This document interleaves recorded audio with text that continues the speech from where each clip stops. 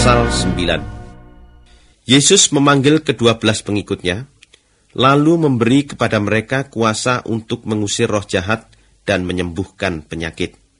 Kemudian ia menyuruh mereka pergi menyembuhkan orang sakit dan menyiarkan berita tentang bagaimana Allah memerintah sebagai Raja.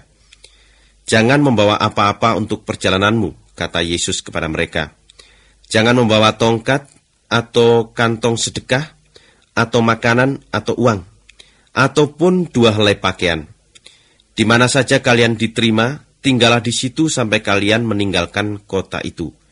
Dan di mana kalian tidak diterima, pada waktu kalian meninggalkan kota itu, kebaskanlah debu dari tapak kakimu, sebagai peringatan terhadap mereka. Pengikut-pengikut Yesus berangkat, lalu pergi ke desa-desa untuk memberitakan kabar baik itu dan menyembuhkan orang sakit di mana-mana. Ketika Herodes yang memerintah di Galilea mendengar tentang semua kejadian itu, ia bingung. Sebab ada yang berkata bahwa Yohanes Pembaptis sudah hidup kembali. Ada juga yang berkata bahwa Elia sudah muncul lagi. Orang lain pula berkata bahwa seorang nabi dari nabi-nabi dahulu kala sudah hidup kembali. Herodes berkata, "Saya sudah menyuruh orang memancung kepala Yohanes. Tetapi orang ini, siapa sebenarnya dia? Ada banyak yang sudah saya dengar tentang dia." Maka Herodes berusaha untuk melihat Yesus. Rasul-rasul Yesus kembali dan menceritakan kepada Yesus semua yang mereka sudah lakukan. Yesus mengajak mereka, lalu pergi bersama-sama mereka menyendiri ke kota Betsaida. Tetapi ketika orang-orang mengetahui tentang hal itu, mereka mengikuti Yesus. Ia menerima mereka, lalu berbicara kepada mereka tentang bagaimana Allah memerintah sebagai Raja.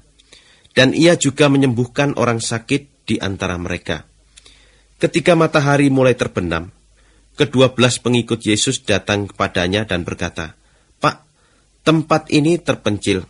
Lebih baik Bapak menyuruh orang-orang ini pergi, supaya mereka dapat mencari makanan dan tempat menginap di kampung-kampung dan desa-desa di sekitar ini." Tetapi Yesus menjawab, "Kalian saja memberi mereka makan." Pengikut-pengikut Yesus berkata, "Kami hanya punya 5 roti dan 2 ikan. Apakah kami harus pergi membeli makanan untuk semua orang ini?" Ada kira-kira 5.000 orang laki-laki di situ. Yesus berkata kepada pengikut-pengikutnya, "Suruhlah orang-orang ini duduk berkelompok, kira-kira 50 orang sekelompok." Pengikut-pengikut Yesus itu melakukan apa yang dikatakan Yesus kepada mereka. Lalu Yesus mengambil 5 roti dan 2 ikan itu, kemudian menengadah ke langit dan mengucap terima kasih kepada Allah. Setelah itu ia membelah-belah roti dan ikan itu dengan tangannya, lalu memberikannya kepada pengikut-pengikutnya untuk dibagi-bagikan kepada orang banyak itu. Mereka semuanya makan sampai kenyang. Lalu pengikut-pengikut Yesus mengumpulkan kelebihan makanan itu sebanyak 12 bakul. Pada suatu hari, ketika Yesus sedang berdoa sendirian, pengikut-pengikutnya datang kepadanya. Yesus bertanya kepada mereka, "Menurut kata orang, aku ini siapa?" Mereka menjawab, "Ada yang berkata Yohanes Pembaptis. Ada juga yang berkata Elia. Yang lain lagi berkata salah seorang nabi zaman dahulu yang sudah hidup kembali."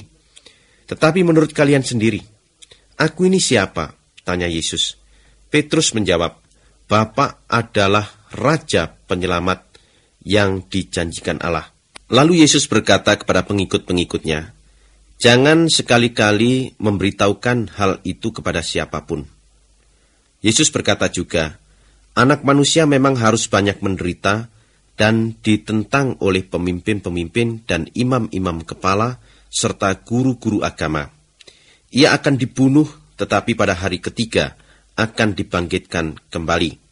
Kemudian Yesus berkata kepada semua orang yang ada di situ, "Orang yang mau mengikuti aku harus melupakan kepentingannya sendiri, memikul salibnya tiap-tiap hari, dan terus mengikuti aku.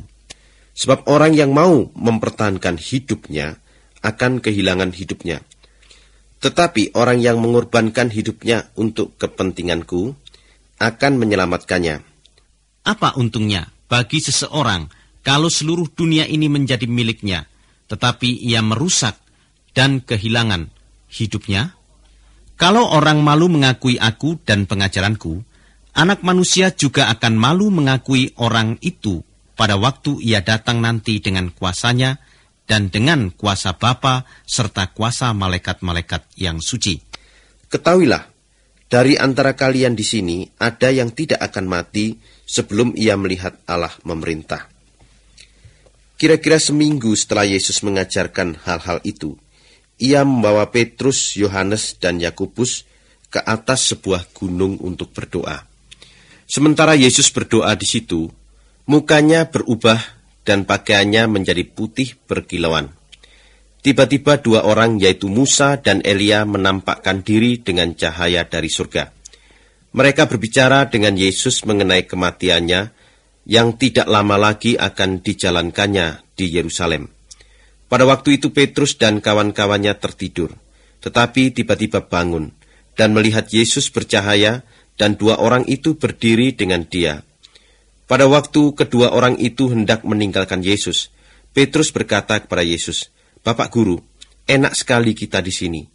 Baiklah kami mendirikan 3 kemah, 1 untuk Tuhan, 1 untuk Musa, dan 1 lagi untuk Elia." Petrus berkata begitu tanpa mengerti apa yang dikatakannya. Sementara Petrus masih berbicara, datanglah sebuah awan dan meliputi mereka, sehingga mereka takut. Kemudian dari awan itu terdengar suara yang berkata, "Inilah anakku yang kupilih, dengarkan dia." Setelah suara itu berhenti, mereka melihat Yesus sendirian di situ. Pengikut-pengikut Yesus diam saja tentang semuanya itu, dan tidak memberitahukan kepada siapapun apa yang telah mereka lihat. Keesokan harinya, Yesus dan ketiga pengikutnya turun dari gunung itu, dan orang banyak datang kepada Yesus. Seorang laki-laki dari tengah-tengah orang banyak itu berteriak, "Pak Guru, tolonglah melihat anak saya. Dia satu-satunya anak saya. Apabila roh jahat menyerang dia, ia mendadak berteriak dan badannya kejang-kejang sampai mulutnya berbusa. Roh itu terus menyiksa dia dan tidak mau keluar dari dia.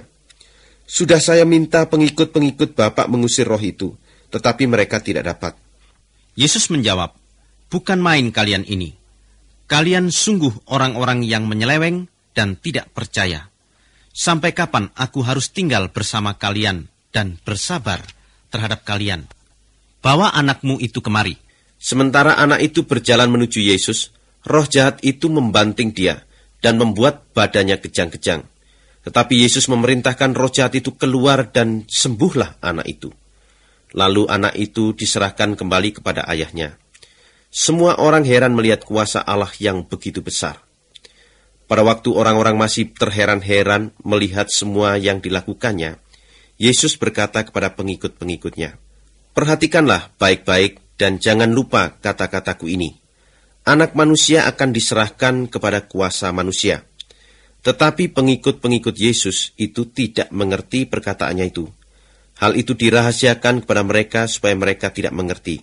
Tetapi mereka takut menanyakan hal itu kepadanya.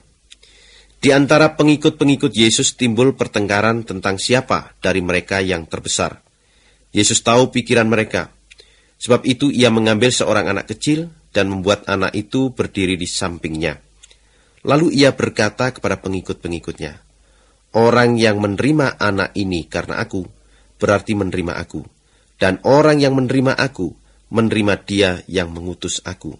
Sebab orang yang terkecil di antara kalian, dialah yang terbesar." Yohanes berkata, "Tuan, kami melihat orang mengusir setan atas nama Tuhan, dan kami melarang dia, sebab ia bukan dari kita." "Jangan melarang dia," kata Yesus kepada Yohanes dan pengikut-pengikut Yesus yang lainnya.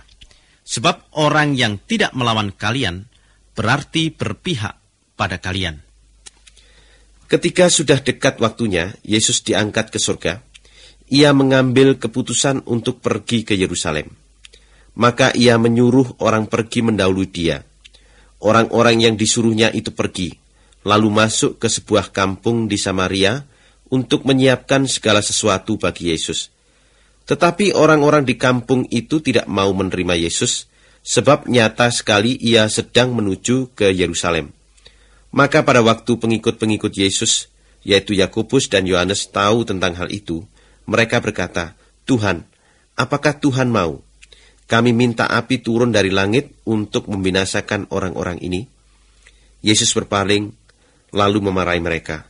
Setelah itu mereka pergi ke kampung yang lain. Sementara Yesus dan pengikut-pengikutnya meneruskan perjalanan, ada orang berkata kepada Yesus, "Pak, saya mau mengikut Bapak kemana saja." Yesus menjawab, "Serigala punya liang dan burung punya sarang, tetapi anak manusia tidak punya tempat berbaring."